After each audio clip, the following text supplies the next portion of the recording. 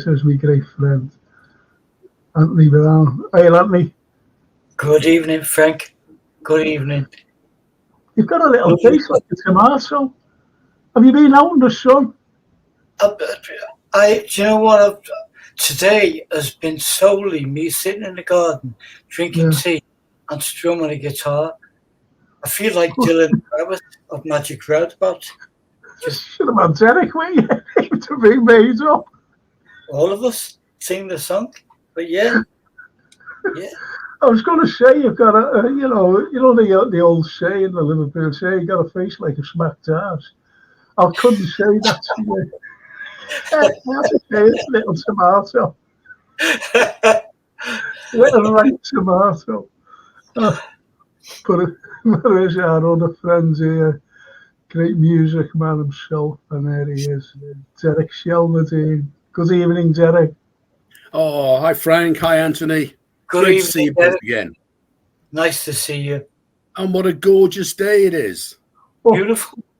Absolutely beautiful. Same tomorrow as well. Absolutely. Well, tomorrow. Summer's here. The time is right. Yes. It's like first day of summer. It feels like absolutely. It is. You know, because it's been dreadful, hasn't it? Let's be honest. Absolutely. You know, June was a terrible, terrible month. The beginning of June. It's cold. I've got one of those throws, you know, I have in the winter, electrified. I had to bring it out and throw it over myself, and that's in June. Wow. Last week we had the heating on, you know, in June. But we've all got gadgets now, we've all got the phones, and if you do like 1 year ago today, or last week, the sun would have been cracking the flags last May. Yes. Not this year. We got the short straw. Back to good old England. Weather. Yeah. And you know what? That's the weather in this country is the most talked about. It is. It's the most talked about. Yeah. No matter what. No matter. It's anything.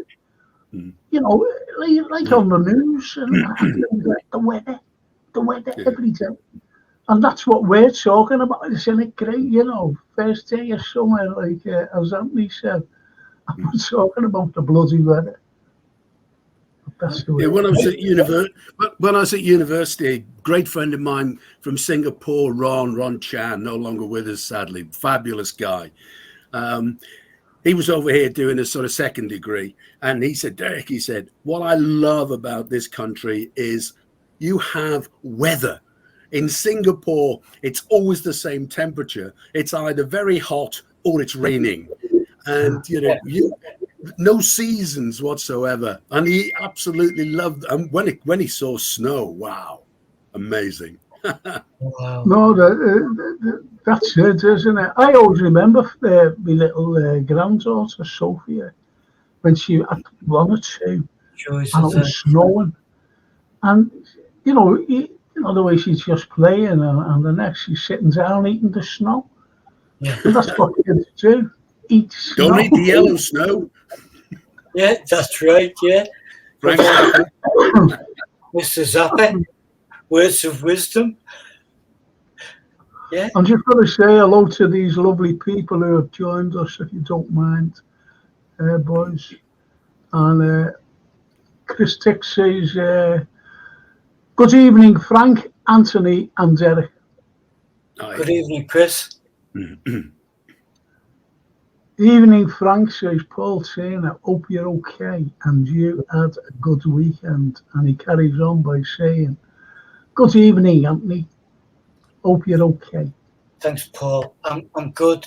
In fine company tonight.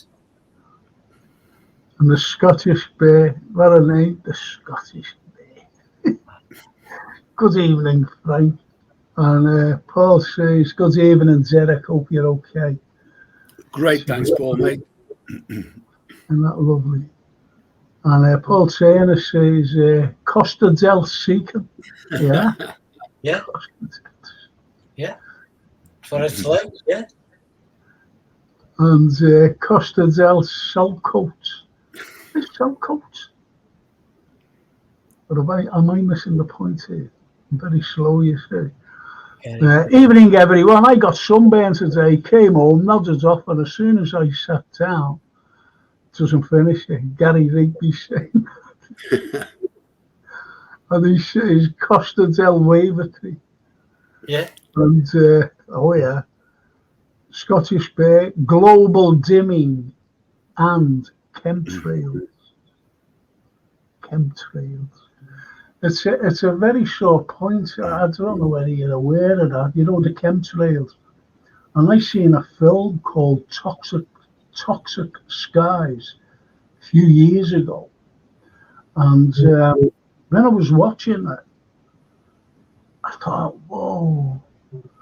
And it was about the chemtrails, but the American government was poisoning them. Whatever, the fuel or whatever.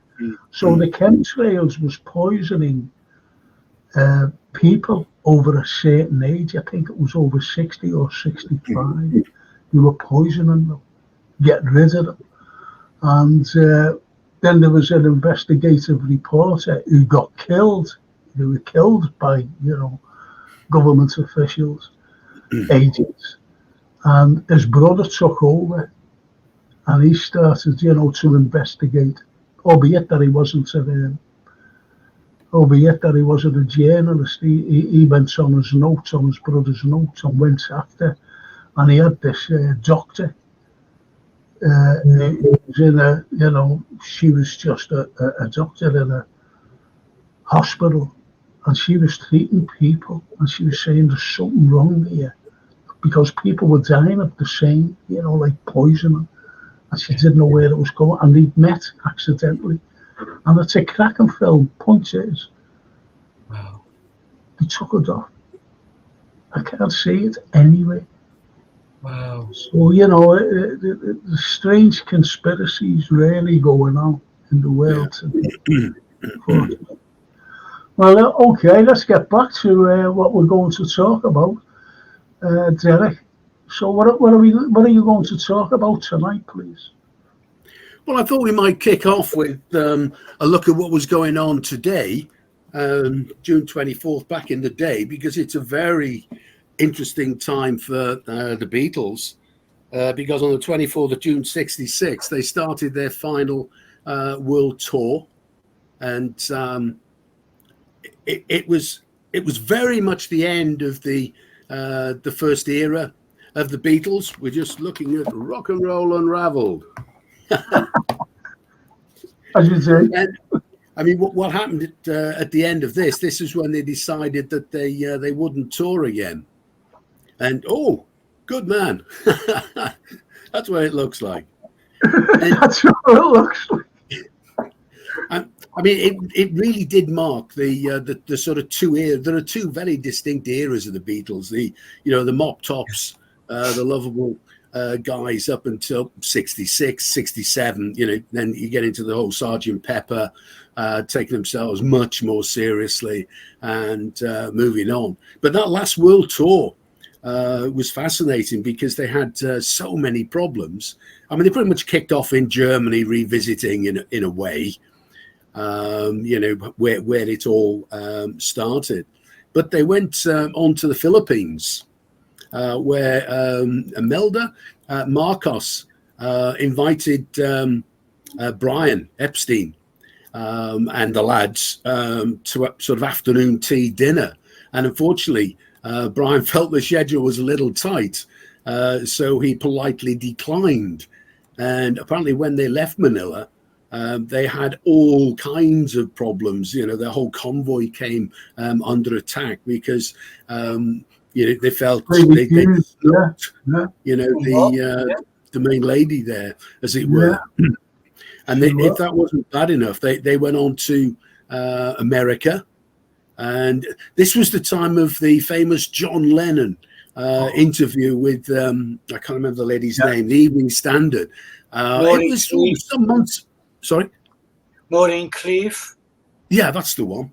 And it was about a full couple of pages in the London newspaper, London Standard, Evening Standard.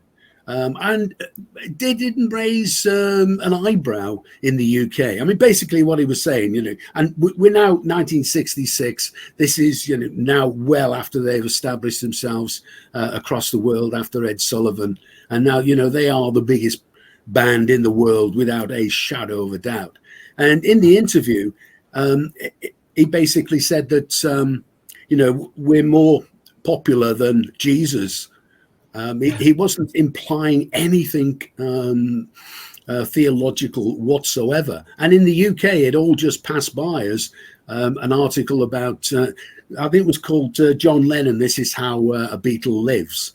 And that was a very, very small part of it. And then in America, what happened? A teen magazine called Dateline picked up the article, edited it very heavily, so it was a fraction of the size, and really focused all on this bigger than Jesus, because he said, I don't know which will end first, Christianity or rock and roll.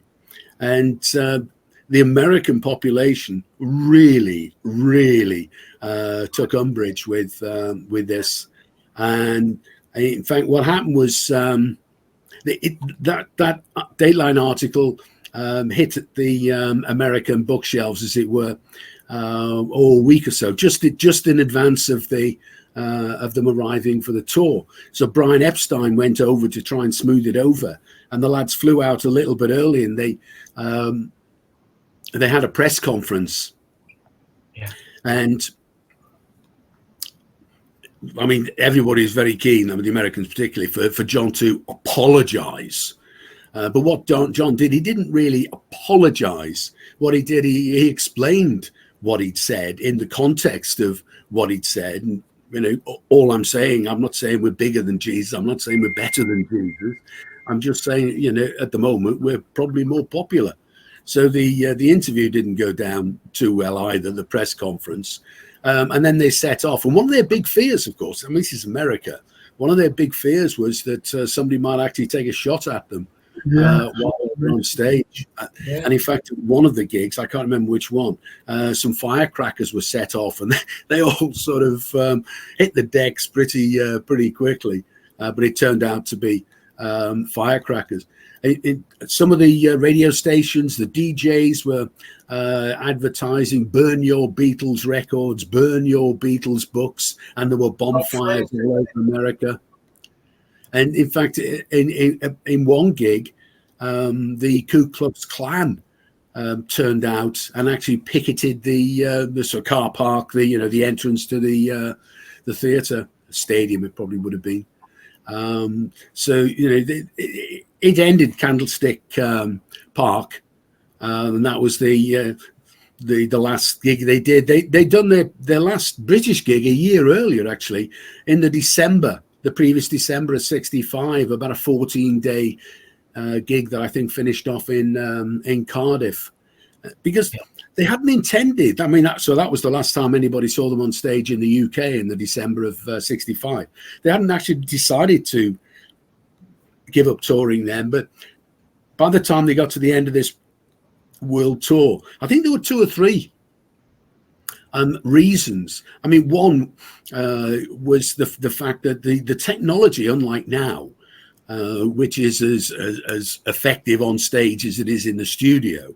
I mean, in the studio, I can remember Cliff Richard saying around this sort of time, the mid '60s, he was a little bit concerned about going on tour because some of the songs he'd recorded on his latest LP he was promoting, he'd find it difficult to reproduce. So you can imagine when you get to things like Revolver, backwards tracks and all kinds of overdubs and shenanigans, almost impossible to reproduce. So I think there were 2 or 3 reasons why. I mean, the other one was when they played some of these stadiums. I mean, basically the PA system was the same PA system the announcer would use to explain what how the players were performing in baseball. It wasn't a rock and roll PA system or a theatre PA system. It was just they couldn't hear themselves, the sound. No, so absolutely. I heard that they had to kind of lip sync, look at each other, lip sync to see where they were in the song. Oh, absolutely. I mean, for anybody who's played on stage, you often find yourself looking at the bass player or looking at the guitarist, looking at the lead singer for clues to where you are. And they had to do it like that because, they could literally, absolutely right, they could not hear what was going on. They knew the songs so well that they had a pretty good idea of what was going on. But that was another major factor. And the fact that the fans just screamed from the moment they came on stage to the moment, 10 or 15 minutes after they left the stage. So in a way, it didn't actually matter what they did on stage, basically. Nobody could hear it anyway. So I think there were quite a few factors going on there. And it marked very much the end of the first stage of the Beatles. And other things happened very shortly afterwards. I mean, Brian died not too long after that. Sgt. Pepper, one of the real pivotal albums of the 60s. You touched there on an album, and I know when we were talking, the three of us were talking last time, we offered the question out to our guys, listeners, and a lot of people said that Revolver was their favourite Beatle album. Because that does mark a definite change to pop music as we knew it. Because it wasn't, it was something going somewhere completely different, and that's obviously where they went, and we all went with them.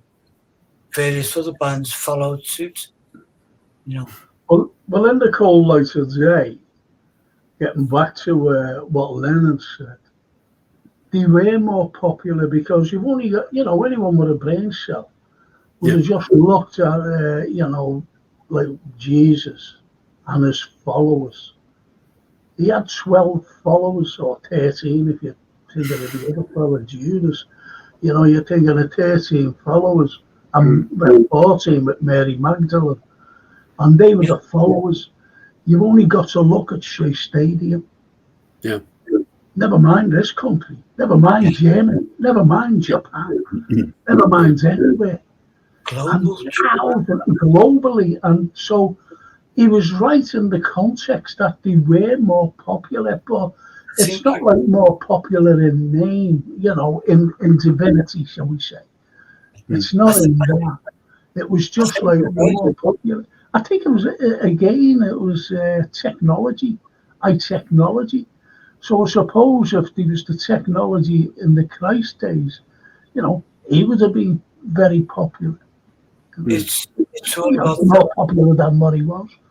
Yeah, and he was kind of not solely talking about the Beatles, I don't think, but he was talking about rock music, pop music in general. That amassed so many people, hundreds of millions of people across the globe, whereas churches were dwindling in population. Now, it's very much a youth thing, We're still coming out of the bleak 1950s, pre-war years, and it's becoming a different world day by day, and the Beatles adapted to that. It's almost like they were riding the wave, and we were all following, and various other musicians, poets, writers, actors, a similar thing. Well, I forget he was on the, it was Pope. I don't know whether it was Pope Pius XII. I'm not quite so sure. When Please Please Me came out, they banned it. Banned Please Please Me, because of the lyrics. And you can't be singing songs like that, It's not like, old Sinatra, singing all these cool songs. I love you, dear, and all that, I don't want to start complaining, but there's always raining up in Maya. So, it's the lyrics that they came out with, and this is the lyrics today that are so big. Can I just read a few things here? Tony, election. Even if Frankie, beer, thumbs up. Anthony, beer, thumbs up. And Derek, beer, thumbs up. That's so Brilliant. Thanks, Tony, for the Scotch. And the Scottish bass is an old saying in Scotland: if you don't like the Beatles, you're not. I'll go for that. It's back to the Middle Ages, obviously. And Gary Rigby, he was right. I don't remember Jesus in the hit parade in 1966. And Paul Turner says Gary Rigby, and Paul Turner says Oasis said the same thing, and there was uproar. I didn't know that. Who? Gary Rigby, Oasis. I know. I'm being facetious. Oh, I'm sorry. Yeah. All right. Right. Gary Rigby. They last played in Liverpool in '65 at the Empire, supported by the local group, the Cubas. I was in the crowd when they were going in the Empire. Brilliant. Wow. Was that the one that they had? What was that thing called? Is it a hit or a miss? Oh, Jukebox Jury? yes. I'm sure that was there then. You know, they did a live thing. And Chris Dix, American Opinion, just look at their presidents. They gave power to, since World War II. Lennon was my mentor with Shankly. Both left us in 80. Except in Japan, where the audience were very quiet, says Gary Rigby. I didn't know that either. I didn't know. Yeah, they fell out on that world tour. They fell out with the Japanese as well because they played the famous sumo wrestling stadium, the Budokan, which was basically almost semi-holy, and there was a great outcry. A rock and roll band were playing such an almost religious site. So that world tour just kept going from bad to worse, really, from the Philippines to Japan to America. It's strange in Japan, isn't it? It's a strange, certainly at that time, where the audience weren't allowed to get up out of their seats. No, where we since Bill Haley and the kind of rock and roll thing, we were just going for it in theatres in England and America and stuff. But in Japan, I believe, I remember reading an interview with someone, I don't know if it was a Beatle thing or something, and one of the band members said, we must be really rubbish for no one to move. And it was that people are told, sit in your seat, do not move, so they would sit there like that. It's surprising. Well, Gary Rigby says, I went to the vigil at St. George's Hall in 1980. I was down south, unfortunately. And Jared was there, and he said, he called me up, and he said, albeit it was great, for the vigil, and after John was sadly murdered. Funny enough, I was listening to him today on YouTube, and he was live. He was in there, Phil Spector's studio, singing "Slipping and a Sliding." And Stand By Me, Slipping and a Sliding, absolutely brilliant, because it's a typical Lennon. He's got one of them, them big hats with the earphones and the sunglasses, singing it, and you know that he's singing it live as well. You know that it's live. It's not miming or anything. Absolutely brilliant. And someone put on Facebook, I don't use Facebook really, but someone put on Facebook today, he was your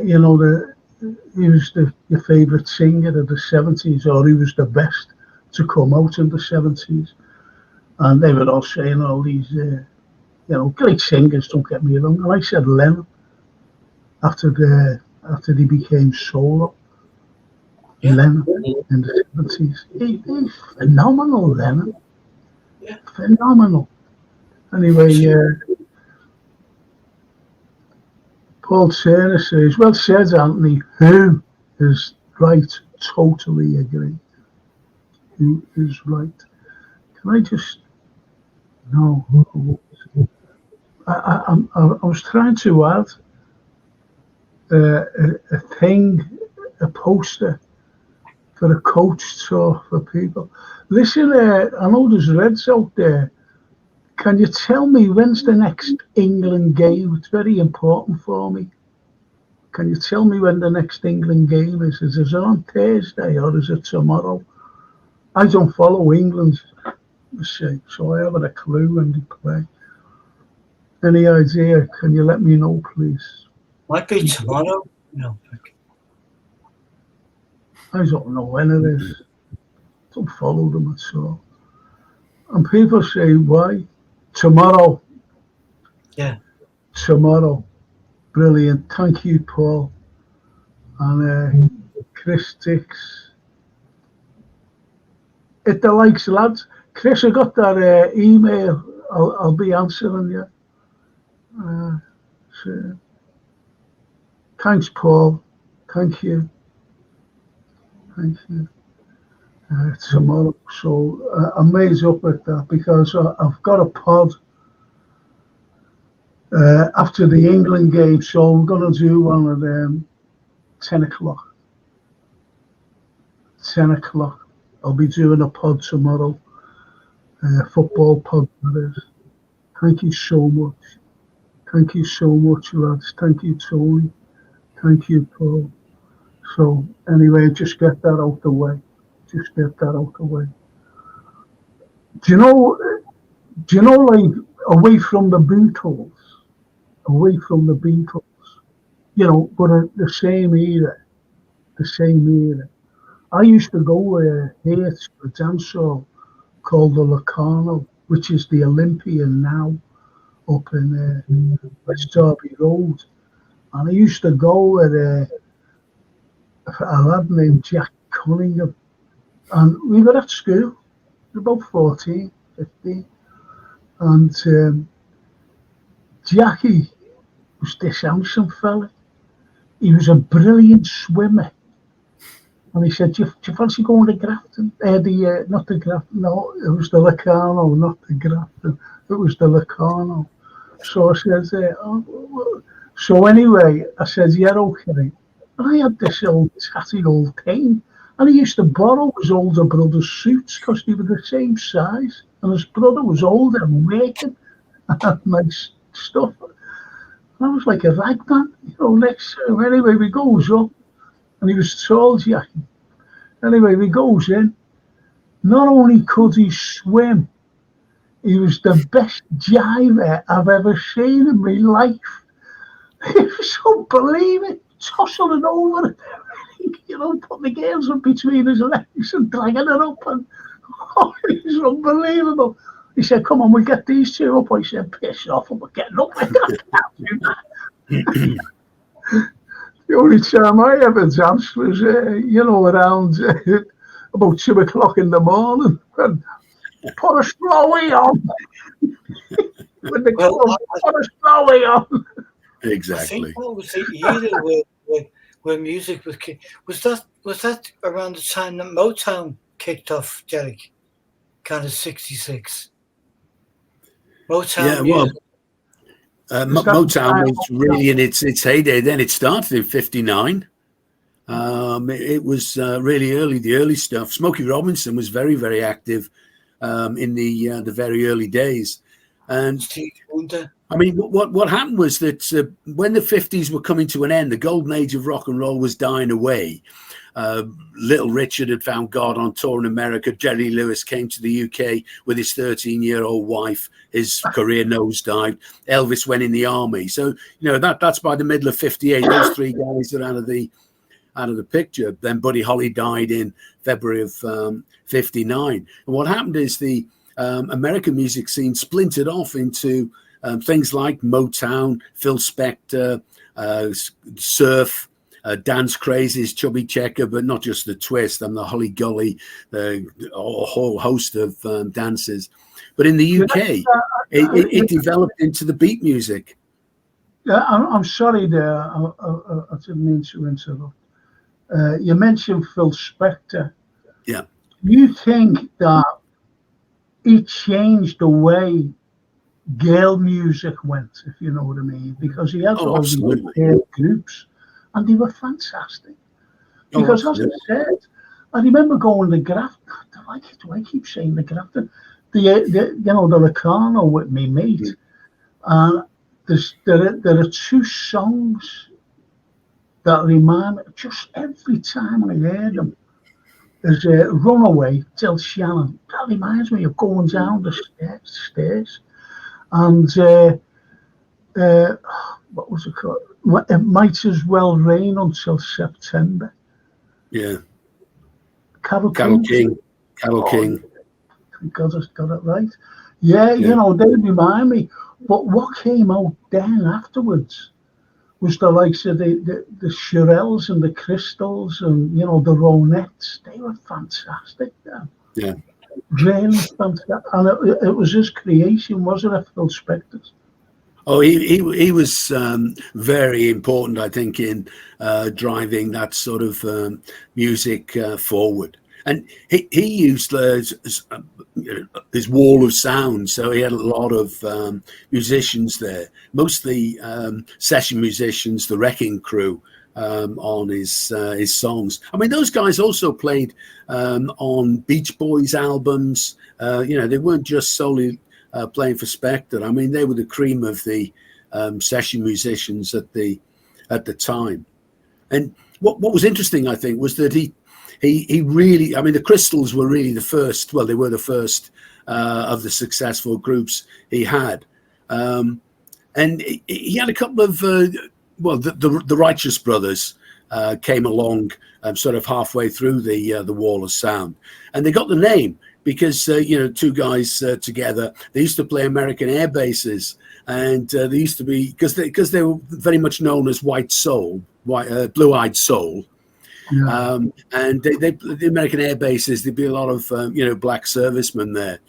And apparently, I saw one being interviewed, and he said how the name came back. He said, we played the gig, and afterwards the guy came up to me and said, righteous brother. And, that was what they were always saying. So when they got together, they decided to call themselves the Righteous Brothers.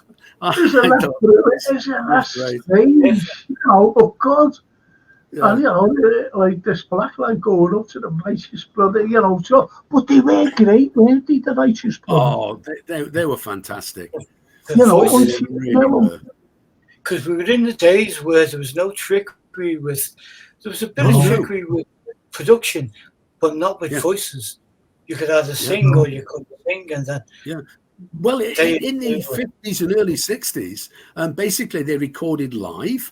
Do very little in the way of overdubs. They do 10, 15 recordings, and then they just choose the best recordings. Sometimes they might splice two halves together, but essentially they were recording live in the studio. It wasn't until you got to the mid 60s that you got into the whole production thing in the studio, which completely changed the game. And I totally get that, because it captures an energy that you wouldn't get. You'd lose.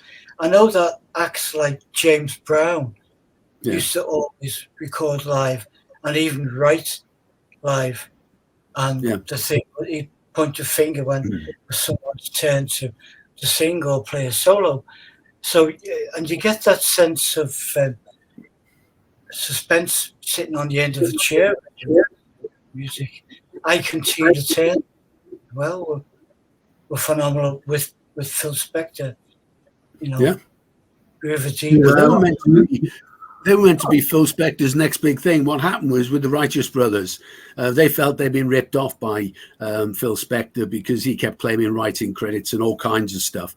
And they basically had a big falling out, and they went off to, I think it was MGM, and then Spector sued MGM.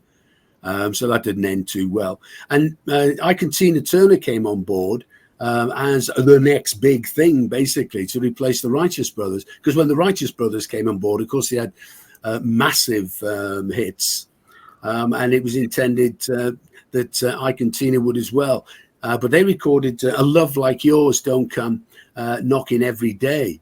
And in the UK, it was River Deep. No, forget that. River Deep Mountain High was the big one.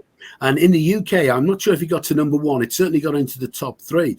But in America, it spent about 4 weeks on the charts. And I think it crawled up to number 88 on the Billboard Hot 100 and then fell away. And this devastated Phil Spector. And that's where the whole Wall of Sound thing ended. You know, if you look at the records he was making then, he made a few more after. He didn't actually produce most of them afterwards. If you look at the production credits, they weren't actually Phil Spector, because he had his own label, Phillies, which all these things were on in America. And there were only a handful after that. And basically he lost interest and, went off to do something else. It's amazing now in the UK, River Deep Mountain High was such a big hit. You can't imagine that, completely bombed in America. And in fact, really is the stake in the ground to mark the end of the Wall of Sound. Yeah. Do you know what? You surprised me there, because I always thought that a hit from America here, it was a hit, it was automatic a hit in America before it came here. And that surprised me, that. And it went and it bombed in America, River Deep. Oh, literally, I think it crawled up to, in 4 weeks, it was in now to the Billboard Hot 100. And I think it crawled up to about 88. And that was it. It was at 88 for 1 week. And then it fell out. It's incredible when you think of the song. What he did, I think, he made producer. He was the producer of his records. He made the producer the next person, next bandmate, didn't he? George Martin was doing it for the Beatles, and we were lucky enough to have really outgoing people like Joe Meek over in England who Telstar and stuff, but were quite inventive with sound. Oh, absolutely. But Phil Spector was kind of the first guy to be acknowledged as a full-blown maestro of production, which absolutely. I think George Martin had it better. Phil Spector also had his downsides, which we've established with Lennon and many other people, the Ramones and God knows how many other people. But he was a character, and I totally get why he would think his name should be on a single. Oh, absolutely. I remember at the time you didn't talk about the new Ronette single or the new Crystal single. You talk about the new Phil Spector single, and he really was bigger than his artist, And I think what goes to show that most of all is the Crystals' "He's a Rebel." What happened was the Crystals released a song called "He Hit Me," and it felt like a kiss in brackets. And Billboard reviewed it and said, a bit controversial, but got the makings of a hit. But what happened, there was a bit of an outcry, as you can imagine, even back in the 60s, on a concept like that. So Phil Spector pulled that, and he wanted to replace it very quickly with "He's a Rebel. He's a rebel and he'll never be any good," that kind of thing. And the Crystals, unfortunately, weren't available. They were off somewhere else. So what he did, he brought Darlene Love and her backing group, the Blossoms, into the studio. And he recorded "He's a Rebel" with Darlene Love and the Blossoms. And then it was released as the Crystals. And I always remember I saw the Crystals being interviewed, and they said, and we were driving in our car in California somewhere, and this song comes on the radio, and he said, and this is the new Crystals single, "He's a Rebel." He's a what? And that was the first they'd heard of the song. So his artists were completely sort of interchangeable. Wow. But where I used to look is, I knew always grabbed my attention, going back to the 60s. I'm not talking about the Beatles. I'm not talking about the British scene here. I'm talking about the American scene. Was Chuck Berry. Oh, yeah. Fats Domino, those two fellas. And just a little bit later on, I thought this fella had one of the most powerful voices another black singer, Barry White. I thought he was incredible, singing all these love songs, you know. But I'm sorry, go on. I loved Otis Redding, and people like that. Yeah. Phenomenal voice, and even now, you put one of those records on, and it's so. The band were brilliant, of course, but Otis's voice is just like Aretha Franklin. You get to the point, but you're not going to better that. You can compare yourself to, but Otis was brilliant. I loved Do you reckon, though, both you, Anthony and Eric, would you agree with me that most of these black singers, I'm not saying Chuck Berry, no. Do you think that they were gospel singers? Can I just go through these lovely comments here?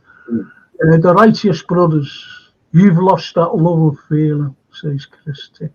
Absolutely, that's one of the. I'm not reading your second one there, Chris. I'm sorry, mate. Gary, who's it behind the painted smile? I've got it, but can't remember the name. I think it's the Isley Brothers or Smokey Robinson. Yeah, I just one of them, I think. Yeah, the Isley Brothers, and they're hardly ever mentioned. I think they were fantastic. The Isley Brothers. Absolutely. Barry Gordy names a Tamla Records apparently after the Debbie Reynolds film. Tammy says Mr. P. Mr. P. I want to know where Herbert Lom is. Mr. P and Herbert Lom. I'll make these up. I'll make them. Yeah, oh no, he's talking there. Yeah, it was the Isley Brothers. That's what Chris says. And I think so, Chris. Got a compilation up there, it says Gary Rigby. And Anthony Otis with Sitting on the top of the brain. Chris, absolutely magic. And that was a demo, wasn't it? If I'm right, Derek. That was like, I've got to catch a plane in a bit, guys, but I'll put a rough demo on. And then, as we know, the plane went down. And rather than catalogue the unfinished work, he got the band in, didn't he? And put the music on it and put it out. It's one of the biggest hits. One of the most beautiful songs ever, I think. Oh, absolutely. Because he never really cracked the big time. He played, shortly before he died, he played Monterey. I mean, Monterey's arguably the most important sort of pop festival, rock and roll festival in rock and roll history, really.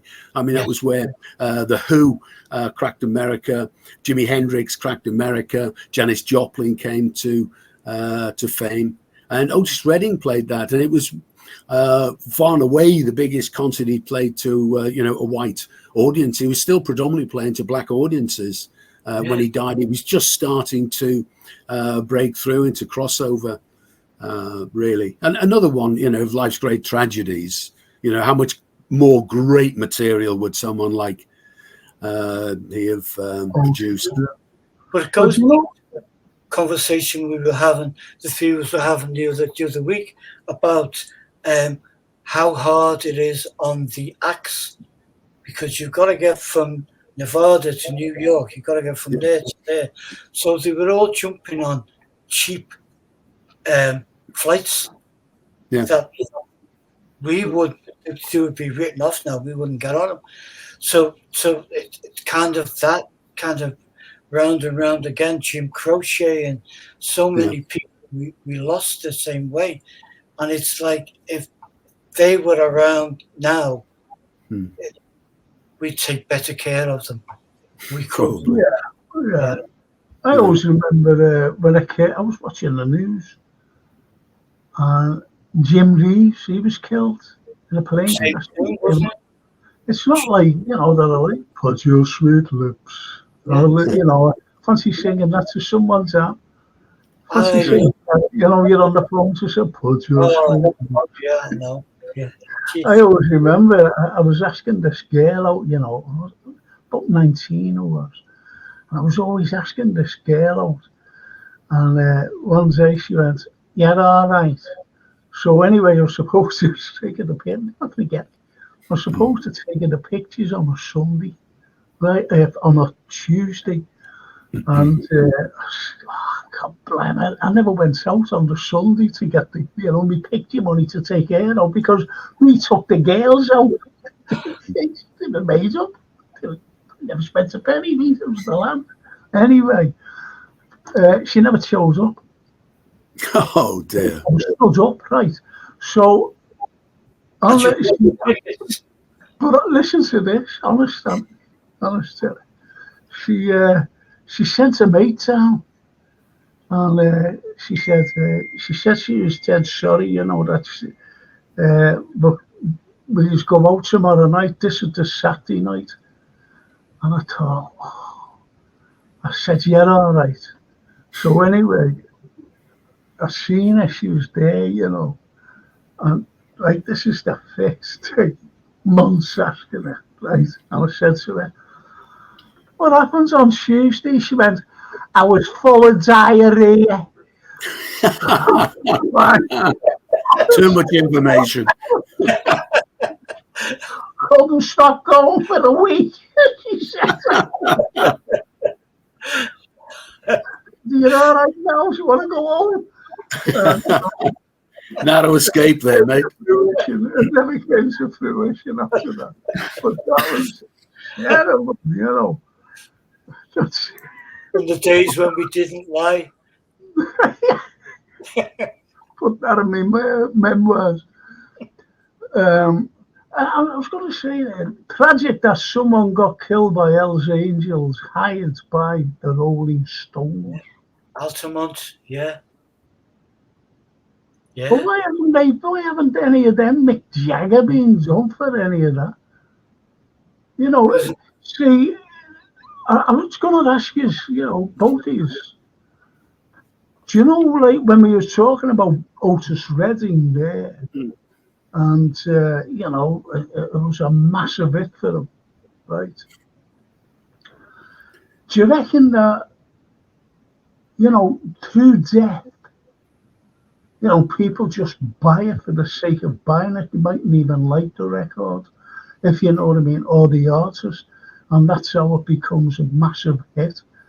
A lot of artists have their biggest hit, certainly biggest for a long time, shortly after they've died. Well, that Hells Angel one's really interesting. We're talking about Altamont there, aren't we, in December 1969, the end of the Rolling Stones 1969 tour. Wasn't technically part of it, but I mean, free concerts were all the rage. Really cool to be putting on free concerts. So the Stones really did headline what was a free concert at Altamont. It was a motorcycle dirt track type stadium. I think it wasn't the first choice. They wanted to have it in sort of Golden Gate kind of area. That wasn't available. And what had happened is the previous July, I think it was, in London, they'd had Hells Angels, Tooting Broadway, Hells Angels in Hyde Park, and everything had gone all right. But what they did, they hired, like Fresno Hells Angels, which were like a whole different ball game, to police the concert. And what I thought was really good was the Hells Angels were paid with, I think it was about 50 gallons of beer on the day for drinking on the day. So, you've got a lot of tanked up Hells Angels, and these are serious heavy duty Hells Angels who are policing this. And they were just beating everybody up. I mean, of all the people who went to and gave free concerts, Grateful Dead were probably, the most frequented and the most likely to want to give a free concert. They got off their helicopter or tour bus, I can't remember which. They started to walk towards the stage, took one look at the unfolding aggravation that was going on, and just turned around and went home. They never even took to the stage. I mean, Jefferson Airplane played that gig as well. And Marty Balin, one of the band, he was KO'd on stage by one of the Angels. And what happened was there's a really interesting film called Gimme Shelter that actually captures this. And in the film, you can actually see it's a guy called Meredith Hunter, the guy, black guy. And you can see he pulls a gun and he's, close to the stage. He's not right at the stage, but he is well in the early, front of the stage kind of area. And one of the Hell's Angels, I can't remember the guy's name now, he leapt on him, knifed, and stabbed him, killed him. And he was actually tried for murder, but he was acquitted as self-defense in defense of others. So it's really considered to be the spiritual end of the 1960s, that Altamont concert. If you imagine, 3 months earlier, 4 months earlier, you got Peace and Love at Woodstock, yeah, and it was the height of the whole hippie peace love kind of thing, and that was just in such dark contrast to everything else that was going on. Yeah. It really marked quite a change. I mean, that was the end of the the sort of hippie dream of peace and universal peace and love, and that was where it died, basically. Power. Well, yes, this was like the flip side to good and positivity, wasn't it? And you had this menacing kind of evilness, which kind of undercurrent rock music. You had America at war as usual, didn't you? With Vietnam, they just finished with Korea, and they started in Vietnam, and young people in America, who, for some reason, were getting messages then. I think their brothers were getting drafted into the army and not coming back, and so it spread around campuses, and they started to demonstrate, unlike today, where if you demonstrate, you can go to jail, which is absolutely ludicrous. But anyway, I just didn't I? I think they did. Yeah. And Flying Burrito Brothers were there as well. And Crosby, Stills, Nash and Young, I think, were there. I mean, it was potentially quite a good, it was a great concert. Yeah. But when you watch that Gimme Shelter film, you can see it's backstage a lot. And obviously the Rolling Stones aren't going to go until it gets dark. And the whole thing is just going from bad to worse, to worse and worse, to worse, to worse, to worse, worse, worse. And, you can see them looking forward to the night coming in so they can get on and go home. It just shows, doesn't it? Little Anthony and the Imperials, very underrated. Did some great songs, says Mr. Pugh. Tears on My Pillow, great song. Oh, yeah. Not for broadcast, but I find it ironic how so many people love soul music, like black footballers, bands, etc., but wouldn't talk to a black neighbour. That's true, that. Yeah, that's absolutely true, that. I think he's talking mostly about America, because I always remember, we've mentioned this before, about Frank Sinatra when he went to see Nat King Cole in Vegas, because they were down there, so he went to see a show. And Sinatra was disgusted. He thought that he had a room in the hotel he was performing at. He said no, and he brought him to where he was staying in some motel, out of the way motel. And he changed it all, Sinatra. So did the Beatles, didn't they? Really, the Beatles said, we're not playing here to an all-white audience. We want, the blacks to play, the blacks to come along and have a look at us. I thought that was great. I've got to finish with the first half. Unfortunately, lads, I've got this. We have to go by time. And here's the clip. Here's the clip. This you're gonna like this.